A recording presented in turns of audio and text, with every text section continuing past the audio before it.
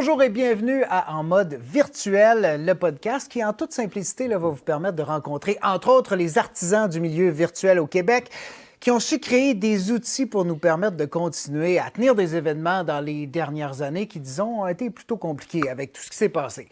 Aujourd'hui, je reçois quelqu'un de bien spécial, c'est Stéphane Dumont, qui est le président de FansLab, qui est la première plateforme événementielle que le COVID me fait découvrir. Alors, on va parler de trucs, conseils, la vision d'avenir également de FansLab. Nous voici donc partis pour En mode virtuel. Et tout de suite, on va retrouver notre invité d'aujourd'hui, Stéphane. Bonjour. Salut Jean-Philippe, donc merci de m'accueillir. Je trouve que l'énergie de départ, c'est assez craquant là, comme début, donc merci pour l'accueil. Bien, très, très heureux de te recevoir. Puis écoute, c'était normal que je te reçoive parce que on va commencer comme ça. Je vais expliquer aux gens. T'es le premier que j'ai rencontré qui m'expliquait c'était quoi une plateforme virtuelle. Et pour vrai, une plateforme événementielle, je dirais, au début de la COVID, parce que c'était nouveau pour bien des gens. Tu sais, nous, TVgo, on fait de la web diffusion depuis 2008. Mais utiliser une plateforme pour recréer des événements sur le web, bien, le COVID a amené ça. Donc, tu étais le premier à qui j'ai parlé. Et pour être très honnête, ça m'a pris 3 fois avant de bien comprendre qu'est-ce que c'était exactement cette bébite-là, c'était quoi cet univers-là, puis jusqu'où on pouvait aller. Puis même encore, ça a tellement évolué, ça a continué à évoluer.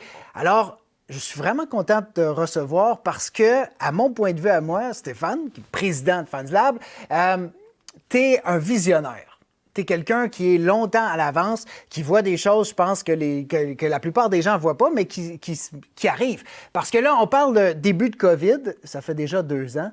Et quand on s'est parlé, ben, tu me disais, moi, ça fait déjà un bout que je travaille, ça existe et qu'on travaille là-dessus. Donc, moi, j'étais pas au courant que ça existait, comme bien des gens qui ont découvert ça avec la pandémie. Mais FansLab, c'est pas nouveau. Non, c'est pas nouveau. Puis c'est sûr qu'à la base, on parle d'événements, mais nous, ce qui nous intéresse, c'est vraiment les communautés. Donc, comment rendre les communautés plus intelligentes et que par exemple, de définir différents univers, qui soient virtuels, réels, parce que nous, on croit beaucoup au réel, évidemment. Donc, la suprême, si on veut, réalité augmentée, c'est vraiment quand on dépose le téléphone puis qu'on rencontre quelqu'un dans la vraie vie. Mais ce que je veux dire, c'est que oui, effectivement, l'idée, c'est de créer des circuits, des parcours pour que les gens puissent créer de la valeur ensemble. Donc, la valeur, oui, émotionnelle, parce qu'évidemment, il n'y a rien de mieux que d'interagir avec un humain parce qu'on est des animaux sociaux. Donc, c'est bon pour la santé mentale, c'est bon pour l'apprentissage, c'est bon pour un paquet de choses, pour s'entraider, se sortir d'une crise, évidemment, comme on le voit actuellement. Mais l'idée, c'est qu'à la base, on vient combiner, si on veut, des réalités pour nous permettre d'engager un écosystème. Puis un écosystème, souvent, ça peut être simple, comme ça peut être un peu plus complexe.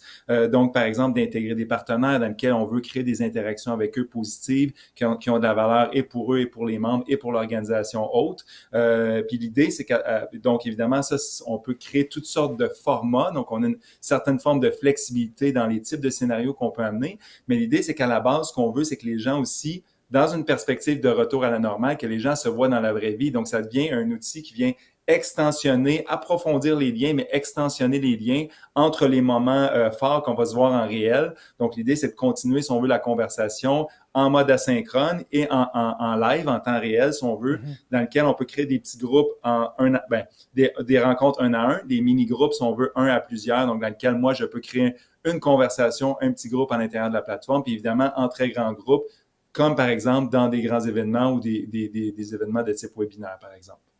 Mais l'idée de FansLab, là, cette idée-là Oui. de communauté, de créer, de rejoindre, que les gens se rejoignent à partir de quelque chose de virtuel, ça vient d'où et ça vient de quand?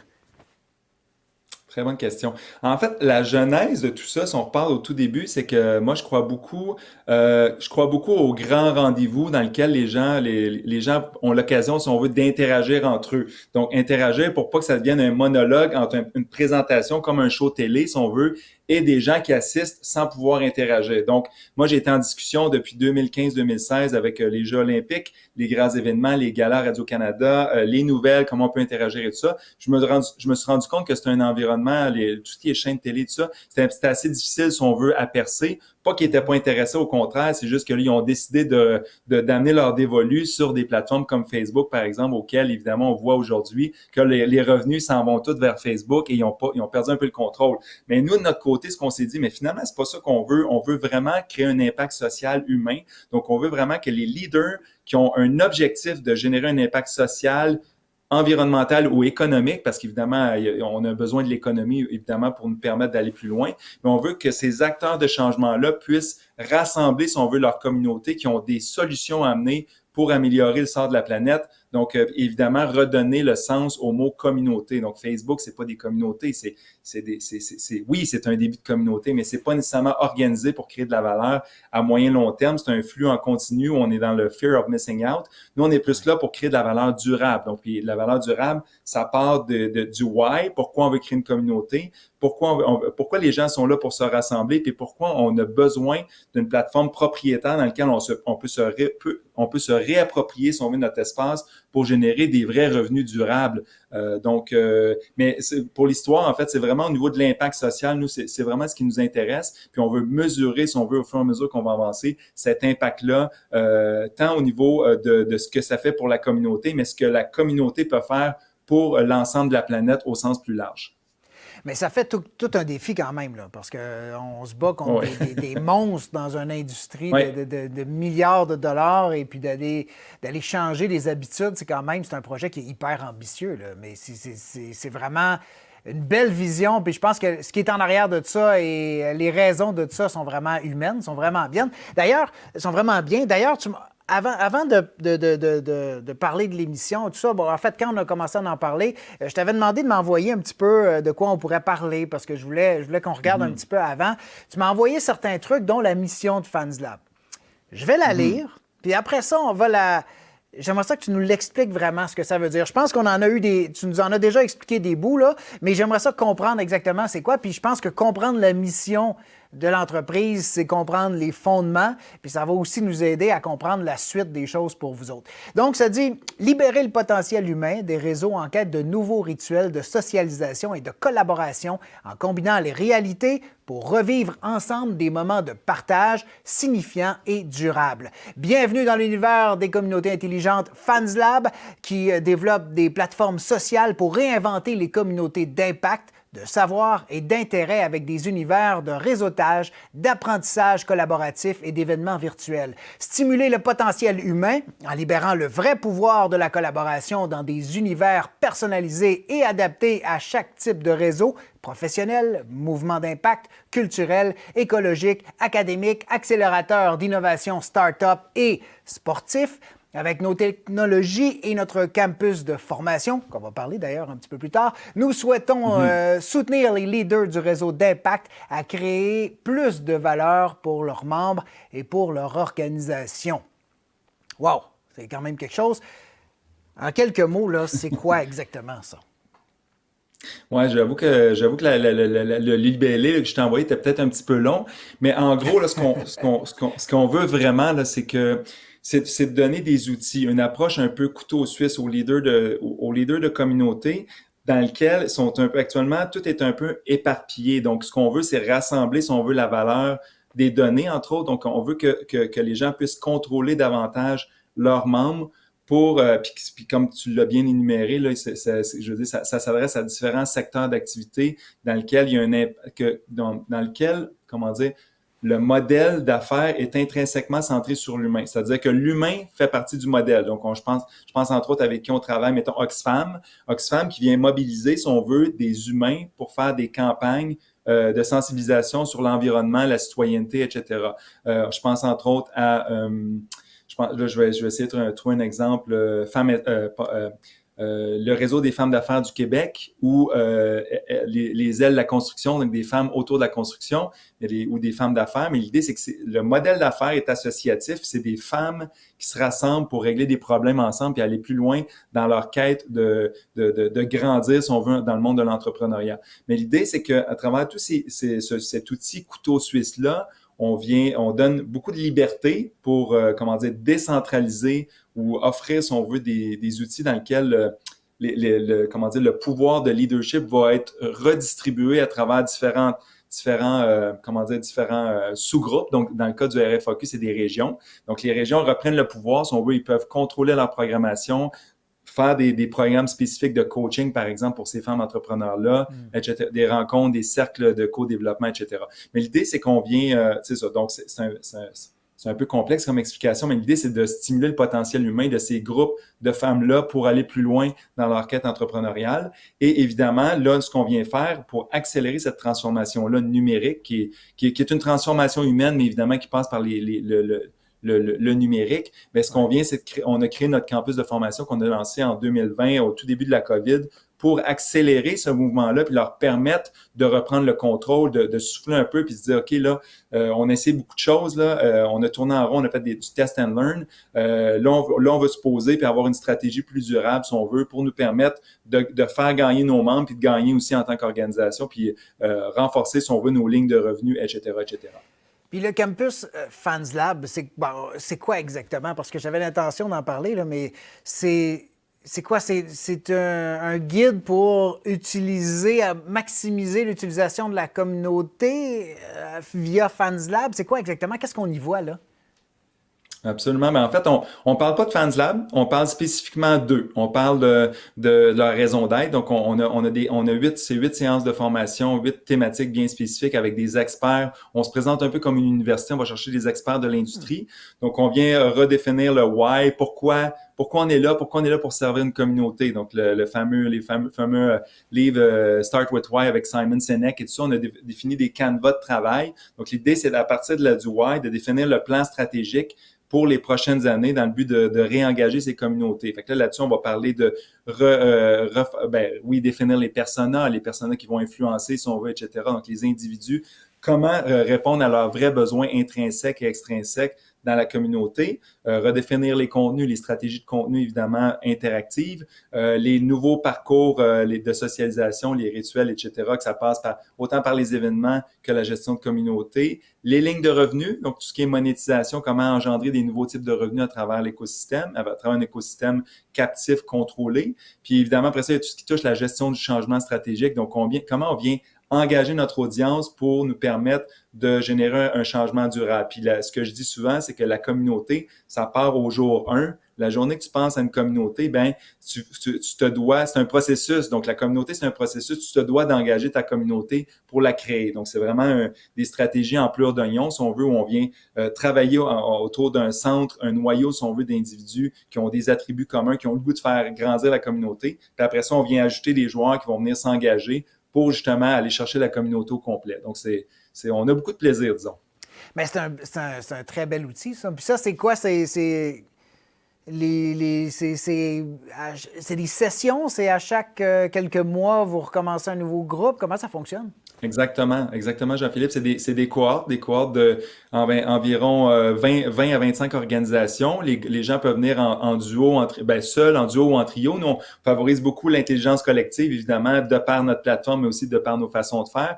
Et l'idée, c'est qu'ils viennent en groupe, ils viennent travailler sur leur plan, mais avec d'autres individus, si on veut, évidemment par l'entremise de cas et tout ça. Fait que ça se fait sur 8 semaines, puis il y a une thématique à chaque semaine avec des retours sur des ateliers questions-réponses pour adhérer parler directement avec les experts sur leur situation à eux après la formation. Puis évidemment, on a la communauté dans laquelle les gens peuvent interagir avec des résumés, des petits podcasts aussi qu'on va faire à travers tout ça. Donc, on s'amuse bien. Wow, mais là, quelqu'un qui est intéressé, qui est curieux, j'imagine que vous pouvez aller sur le site de Fans Lab pour aller voir un peu à quoi ça ressemble. Mais ça s'adresse à qui? Ça prend quoi pour pouvoir y participer? Ça représente quoi comme coût? Ça ressemble à quoi la structure pour dire, moi, j'ai le goût de m'embarquer là-dedans? Oui, absolument. Très bonne question. En fait, nous, on a une entente avec Service Québec. Service Québec vient payer 75% des coûts. Donc, les coûts normaux là, pour une adhésion à une personne, c'est 2500 $, mais au final, ça revient à 600 quelques dollars. Mais ça, c'est pour une entente pour les OBNL. Donc, 90% des participants sont ici plus des OBNL. Puis évidemment, ceux qui veulent payer le plein prix, si on veut, peuvent aussi faire des demandes de leur côté avec Service Québec de leur côté. Mais nous, l'entente de groupe, c'est plus pour les organisations à but non lucratif, les réseaux d'affaires, etc. Ben, en tout cas, ça me paraît un programme qui est bien structuré. Puis pour 8 semaines, là, on s'entend que ça peut nous aider à mettre les bases autour de notre organisation. Puis même si ça existe depuis un bout de temps, depuis bien longtemps, c'est pas mauvais de se rasseoir puis de repartir avec la question why, pourquoi, qu'est-ce qu'on Oui. veut nous offrir, qui on est, puis qu'est-ce qu'on veut avec ça. Là. C'est une question qui est pas mauvaise à se poser. On parle beaucoup donc de communauté, de raison d'être. Puis ce que je comprends, c'est que Fans Lab, c'est d'abord ça, c'est de trouver des outils pour les gens qui veulent travailler avec une communauté. Puis là, on parlait de fédération, d'organisation, de corporation. Donc, vous, c'est vraiment ça que vous visez au-delà de la plateforme événementielle. Dans le fond, la plateforme événementielle, c'est un outil dans toute cette sphère d'outils que vous avez. Comme tu parlais tantôt de couteau suisse, là, c'est un élément Oui. parmi tous les autres. Là. Oui, c'est un élément important. C'est sûr, nous en général, là, nos clients, ça va être beaucoup des réseaux décentralisés, donc où il y a des acteurs partout à travers le Québec, le Canada ou à travers le monde. Et les gens n'ont pas la chance de se voir aussi souvent qu'ils voudraient en présentiel. C'est sûr que le souhait, c'est qu'ils se voient en présentiel, mais l'idée, c'est que nous, on va développer, entre guillemets, des expériences hybrides. C'est-à-dire que ça ne veut pas dire que tout le monde va être en même temps en virtuel, en réel et tout ça, mais l'idée, c'est quand je parle d'expérience hybride, c'est qu'il va y avoir un moment en virtuel, on va se rassembler en présentiel, certaines personnes peuvent être en virtuel aussi, puis là, ça va continuer en virtuel et ainsi de suite. Donc, il va y avoir un continuum d'expérience qui va être adaptative en fonction des besoins de l'organisation et des besoins de ses membres. Là où, quand je parle c'est ça, le type d'organisation avec lesquelles on travaille, c'est que souvent, c'est ça, c'est que c'est des gens qui ont une raison d'être commune, un besoin commun, mais ils sont tellement distancés que, comment dire, que les Zooms, ça demande, comment dire, c'est plus du stop and go où on va rentrer dans une conversation, sortir de la conversation, puis souvent on va être plus passif qu'actif. Mais nous, c'est que tout comment dire, cet écosystème-là qui ressemble plus à un réseau social privé, ben il est toujours vivant. Donc c'est une bibliothèque vivante, si on veut, de contenu conversationnel dans lequel les gens vont enrichir et renforcer, si on veut, ces connaissances-là. On a entre autres des outils comme, par exemple, des forums intelligents. Donc, au lieu d'avoir une rivière de contenu, de questions qui revient tout le temps, par exemple, dans Facebook Group, ben, les gens vont aller poser des questions, puis les meilleures réponses vont toujours se retrouver en haut, ce qui fait en sorte qu'on est vraiment dans un esprit de bibliothèque où ce contenu-là, ce savoir-là va toujours rester présent, puis le plus pertinent se retrouve en haut, puis on est moins dans un esprit de fear of missing out où j'ai-tu manqué quelque chose pendant que j'étais en vacances pendant une semaine? Ben non, ce qui est pertinent se retrouve encore là, puis on peut le filtrer évidemment de différentes façons, mais donc ça, c'est une des façons, mais il y a plein de choses qu'on peut faire. Et là, comment ça fonctionne, cet esprit-là de communauté? C'est les organismes qui créent le modèle, ou en fait, le modèle existe, mais qui habillent le modèle, puis après ça, qui, à leurs membres, quoi, envoie des codes, comment ça fonctionne pour que chacun des membres de la Mm-hmm. communauté se regroupe? Ça marche comment concrètement? Oui, effectivement, bonne question. Souvent, bien évidemment, souvent, il va y avoir des prétextes de rencontre. Donc, un grand événement. Un événement qui peut faire office de catalyseur, si on veut, de rassemblement important. Donc, une grand messe, comme on va dire en bon français. Et c'est là c'est sûr que la première étape, souvent, ce qu'on va faire, c'est peut-être une communauté bêta avec un petit événement. On va s'assurer que la communauté core, le petit groupuscule plus solide va adhérer, va comme faire du test and learn, s'assurer en fait qu'il comprend bien. Les profils sont mis à jour. Donc pour revenir, je fais un step back, bien évidemment, ça va passer par une billetterie. Nous, on se connecte avec plusieurs billetteries, mais on se connecte aussi avec des ERP ou des CRM, donc différents CRM, dont Yapla, par exemple, qui est un CRM québécois, là, évidemment qu'on a un API avec eux. Mais l'idée, c'est qu'on va venir automatiquement, si c'est par ça, on va venir automatiquement synchroniser, si on veut, l'information des profils avec l'API de la billetterie ou de l'outil de gestion de relations de membres. Et là, il va y avoir déjà des profils déjà pré-inscrits. Évidemment, nous, de notre côté, on va envoyer lors d'un événement un courriel, si on veut, au moment où le gestionnaire va avoir décidé pour venir se connecter à la plateforme avec un mot de passe temporaire. Dans certains cas, ça peut être aussi le même mot de passe s'il utilise une autre plateforme. Puis à partir de là, si on décide de faire, par exemple, un grand événement, les gens vont déjà avoir leur accès. Donc, en fait, on va venir débloquer, si on veut, des accès s'ils ont payé ou non leur billet. Donc, il y a tout un système de gestion des accès très varié. Si on veut, il y a des clients qui ont 10 types de membership, donc des memberships VIP, etc., etc. Puis en plus de ça, il y a des billets différents. Donc les billets différents donnent accès à des contenus particuliers, un accès lunch des directeurs généraux, un cocktail VIP, etc. Fait que tout ça est organisé dans la plateforme pour avoir seulement les accès là où on est invité, là où on a payé, si on veut, notre accès. Ouais, voilà. Fait que, je ne sais pas si ça répond à ta question, là. Oui, mais il y a aussi la partie entre les événements. Donc, ça, Oui. c'est couvert par les organismes. Tu sais, là, j'essaie de me mettre dans la tête des Oui. organismes et dire, ah, c'est intéressant et tout ça. C'est eux qui couvrent. Quoi, on dit, ben moi, j'ai un forfait de jusqu'à 100 membres de ma communauté, puis eux envoient Exact. des accès. C'est comme ça que ça fonctionne? Oui, c'est ça. C'est qu'en fait, chaque membre a son accès. Donc, c'est vraiment tu es membre de la communauté, tu as ton accès, puis tu peux y accéder.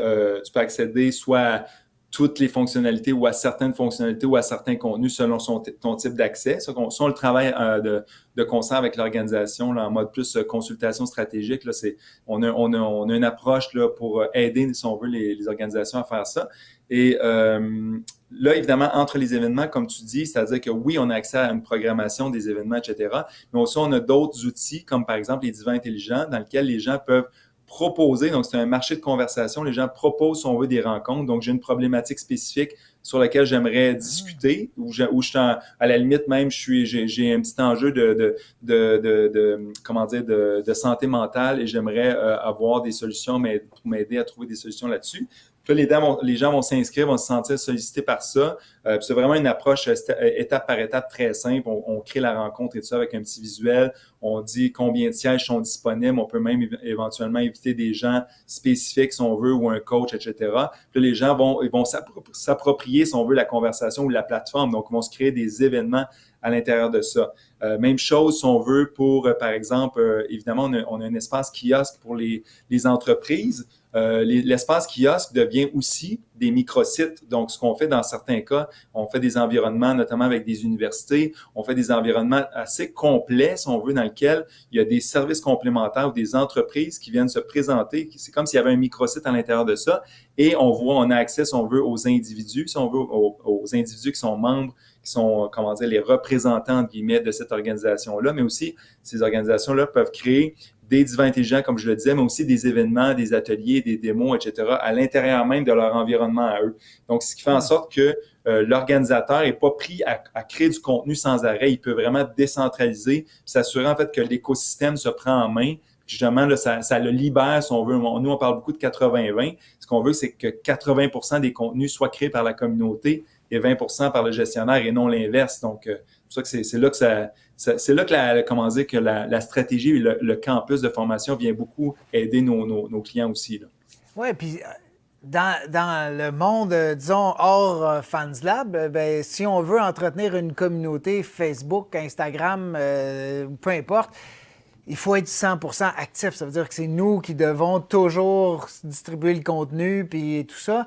Là, c'est une façon complètement autre de voir les choses. C'est une autre façon de repenser la façon de faire les choses parce qu'évidemment, puis effectivement, comme tu dis, là, ça permet d'avoir toujours des petits rendez-vous, des choses, des discussions, des mises en contact, des discussions à l'interne ou avec du nouveau monde, mais qui font partie de la communauté. Tout ça entre les gros événements. Fait que c'est vraiment un monde à part que Absolument. tu es en train de créer, là. Absolument, absolument. Désolé pour le téléphone, je suis peut-être trop populaire, mais oui, effectivement, Ben, l'idée, c'est c'est quelqu'un de la, qu'on est un... c'est quelqu'un de la Non, communauté mais qui essaie de te rejoindre, là. exactement, exactement. Non, mais c'est ça, il faut le voir vraiment comme une espèce de réseau social dans lequel vous avez du contrôle pour vraiment aménager l'espace. Mais si on veut que, c'est sûr qu'il faut laisser un petit peu d'espace aux membres de la communauté à pouvoir déposer leurs pantoufles, je veux dire, à se rendre confortable là-dedans. Puis plus on leur donne de la place, plus ils vont l'apprendre. C'est sûr que là, il faut mettre des règles en place, des critères, si on veut, éthiques, si on veut, d'étiquettes, si on veut, à l'intérieur de la communauté. Mais en général, comme on travaille à 99% avec des communautés de professionnels dans lesquelles les membres vont payer une cotisation, certains non, mais en général, les membres payent une cotisation. C'est extrêmement facile, si on veut, à réguler. On a d'autres systèmes, évidemment, pour enlever soit s'il y a un commentaire disgracieux et tout ça, mais ça arrive à peu près jamais, là. Donc, Ouais. Mais des fois, on a l'impression, puis c'est quelque chose on entend, là, que le virtuel, les technologies, les téléphones et tout ça, ça déshumanise. On en a parlé Mhm. là, tout à l'heure, tantôt, tu sais, l'importance de voir des gens en personne, puis bon, je suis d'accord avec ça, Ouais. mais ça n'a pas l'air d'être la vision. Je pense que tu le vois à l'inverse, toi. Il y a moyen d'humaniser les contacts puis de créer quelque chose, même de complètement différent qu'on peut avoir en vrai, mais il y a moyen d'aller chercher une expérience qui est humaine à travers ça quand même, là. Oui, absolument. Ben pas que je suis contre, si on veut, les metaverses et tout ça, mais moi, je pense que justement, il faut redonner, remettre l'humanité au centre du monde et ça passe par les rencontres en personne. Donc, nous, on a toujours été les premiers à dire qu'on remplacera jamais la vibration humaine. Au contraire, ce qu'on veut, c'est pour ça qu'on a une application mobile, c'est pour ça qu'on vient se connecter avec des systèmes tiers pour créer des parcours autour du Palais des Congrès, par exemple. On veut que les gens se rencontrent dans des cafés. Comme les divans intelligents, il y a un espace où on dit oui, on peut se rencontrer en virtuel, mais on le met puis on dit non, on va le faire dans un café avec le café spécifique parce qu'on veut créer des prétextes. C'est plus pour organiser la communauté, mais on veut que les gens se rencontrent dans la vraie vie. Puis là, le gros défi qu'on a, puis la pandémie l'a exacerbé, l'a amplifié, c'est pas la maladie du siècle, entre guillemets. C'est pas nécessairement, oui, il y a le stress et oui, la pandémie a créé quelque chose, mais c'est l'isolement. Donc là, l'isolement, quand on rajoute une couche de virtuel avec des petits bonhommes 3D qui se promènent, on l'a vu dans l'industrie des jeux vidéo, ce que ça fait, ça peut causer des gros dommages si c'est pas géré, si c'est pas compris et connu. Donc c'est là qu'il faut être excessivement vigilant et c'est pour ça que nous on dit oui, tout ce qui est environnement 3D et tout ça, oui, pour certains grands événements ou certains éléments clés, si on veut, sur lesquels on veut mettre de l'emphase pour créer de l'entertainment, ça en prend, ça c'est sûr. Mais on veut pas se cacher derrière des petits bonhommes. Au contraire, moi ce que je veux, c'est de voir l'émotion humaine et je veux avoir l'opportunité d'aller rencontrer cette personne-là dans la vraie vie. Donc, il n'est pas question pour nous de tomber dans un environnement 100% 3D, là. Mais ça a quand même permis certains rapprochements. En tout cas, on a réussi à rester connectés quand même dans un temps extrêmement Oui. difficile où chacun était chez soi. Puis juste à titre très personnel, nous autres, TVGO, on travaille chacun à distance pour la plupart des projets et tout ça, mais on n'a jamais été aussi connectés que depuis qu'on utilise des outils de vidéoconférence où on est constamment connecté ou en discussion. On se voit plus que Mhm. normalement avant le COVID. Donc, ces outils-là ont permis quand même des choses intéressantes. Puis, Oui. une communauté comme vous le développez, bien ça amène ça complètement à un autre niveau. Maintenant, juste parce que là, le temps file, là, puis je veux pas te Oui. retenir éternellement non plus, là, mais quelqu'un là, qui organise un événement, parce que ça fait partie des choses que vous faites, il y Oui. a aussi l'aspect plateforme d'événements, événementiel. Bon, là, il y a eu la partie, avec le COVID, on s'est retrouvé 100% virtuel, on est revenu à hybride, on pense tranquillement à s'en aller vers le plus présentiel, mais en même temps, je pense que les gens, puis là, tu me diras peut-être que je me trompe, mais je pense que le virtuel va quand même rester en arrière-plan. Je pense il y a bien des gens qui, pour différentes raisons, vont préférer être sur place, mais pour d'autres, ils ont d'excellentes raisons de vouloir continuer en virtuel pour sauver du temps, pour sauver de l'argent, des économies de transport, parce que là, on peut être à Gaspé et participer à un événement à Montréal, puis tout avoir en restant chez soi, en restant au bureau. Donc, Mhm. je pense que ça va rester. Toi, t'en penses quoi? Pour la suite des choses, là, quelle place le virtuel va prendre dans l'événementiel au cours des prochains mois, voire prochaines années? Mhm. C'est une très bonne question. Nous on pense, tu sais, l'hybride pour nous, c'est pas un absolu où il faut que tout se passe en même temps, puis il faut qu'il y ait du monde à distance, en présentiel et tout ça. Oui, on a des mécanismes pour le faire. Oui, on a tu sais, on utilise des caméras 360, par exemple pour les divans intelligents, pour détecter, si on veut, les gens qui parlent en présentiel. Donc, un petit groupe pourrait se retrouver dans un café dans lequel on a des gens en virtuel qui pourraient être là dans la conversation, puis dans lequel tout le monde est unifié là-dedans. Il n'y a pas de décalage entre les deux. Fait que ça fonctionne bien. Ça, c'est des choses sur lesquelles on veut miser beaucoup, sur ces petites rencontres-là de petits groupes qui ont des intérêts communs.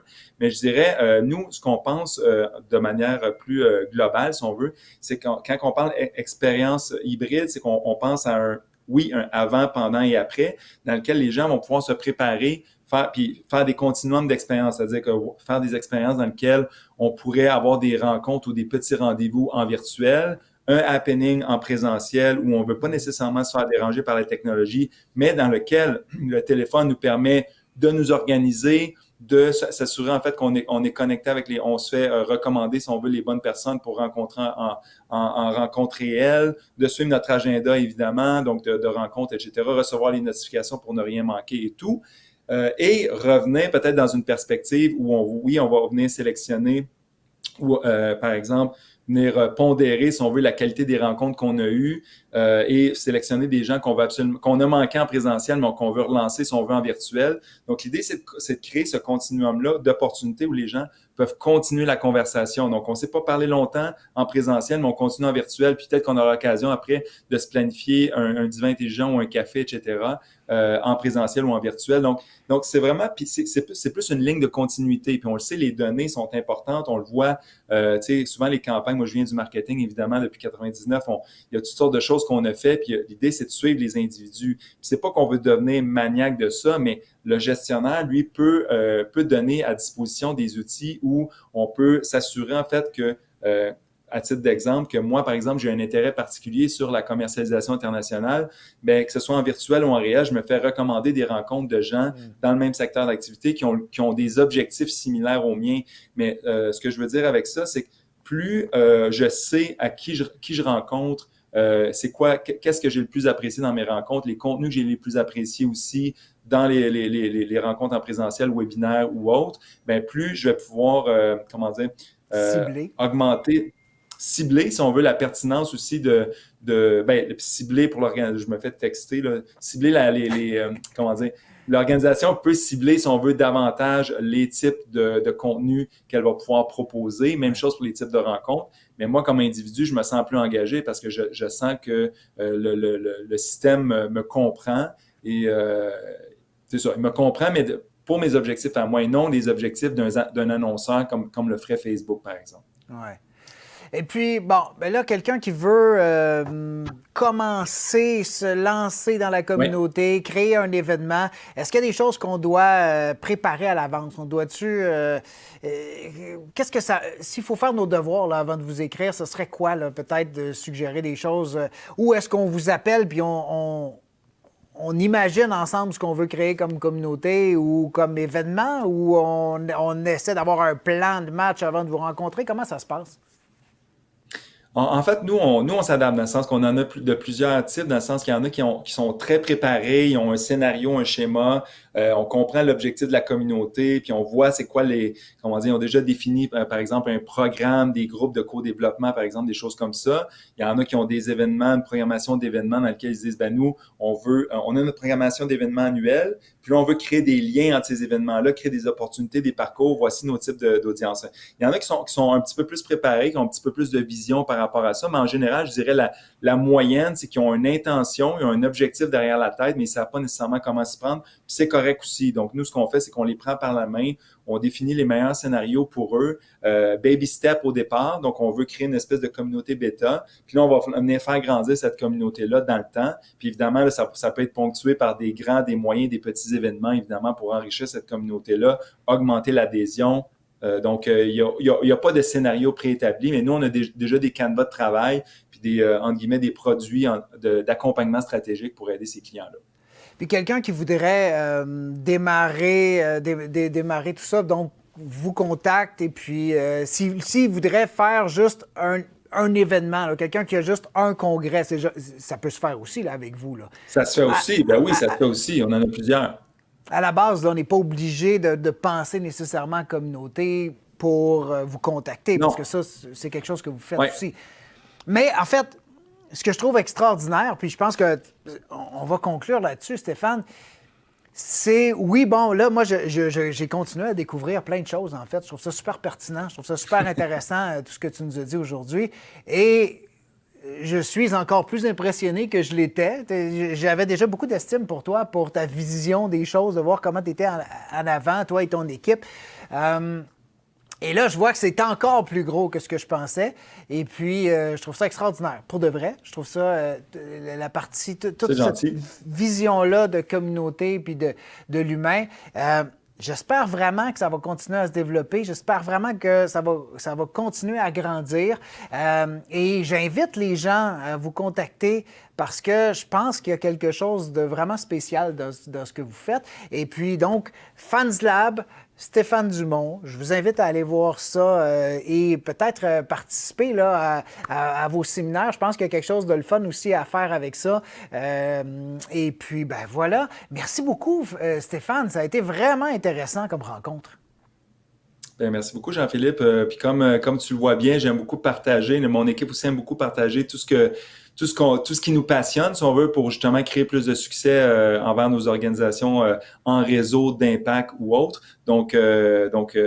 On est là pour aider, pour faire notre petit bout de chemin dans l'évolution de notre planète. Donc, merci Jean-Philippe pour la belle invitation. C'est le fun. Ben, super. Alors, ce que je retiens, moi, personnellement, des événements, oui, on organise un événement, oui, c'est une plateforme événementielle où on peut faire des événements, mais c'est tellement plus que ça. C'est tellement, vous avez des membres, vous avez une communauté, vous avez des gens avec qui vous voulez créer quelque chose de plus grand, de plus, puis donner de la latitude aussi. Ça, je l'ai retenu, là. Donner de la place à vos membres pour créer du contenu ensemble pour un même but, un même projet, mais avec plein de sous-thèmes à tout ça. Ben, je trouve ça vraiment extraordinaire. Alors, encore une fois, merci beaucoup, Stéphane. Alors, à vous, à la maison, ben, je vous invite à peut-être vous inscrire à notre infolette. Vous allez avoir les liens plus bas dans le post, dans la publication. Vous aurez le lien des capsules qui vont suivre également. Et puis, je vous invite à suivre notre page Facebook. LinkedIn aussi, ça serait super apprécié parce que ça va nous permettre de pouvoir faire aussi des diffusions en direct très bientôt sur LinkedIn. Alors, c'est un rendez-vous pour les prochains podcasts. Allez voir aussi tvgo.ca. Vous y trouverez des capsules conseils et l'ensemble des podcasts qui vont s'y retrouver. Encore une fois, Stéphane Dumont, président de FansLab, merci énormément. Merci à Lucas, Thierry, Olivier et Karianne pour votre aide dans la production. Merci à vous d'avoir assisté. J'espère que vous avez apprécié. Et puis, on vous donne rendez-vous pour une autre capsule très bientôt.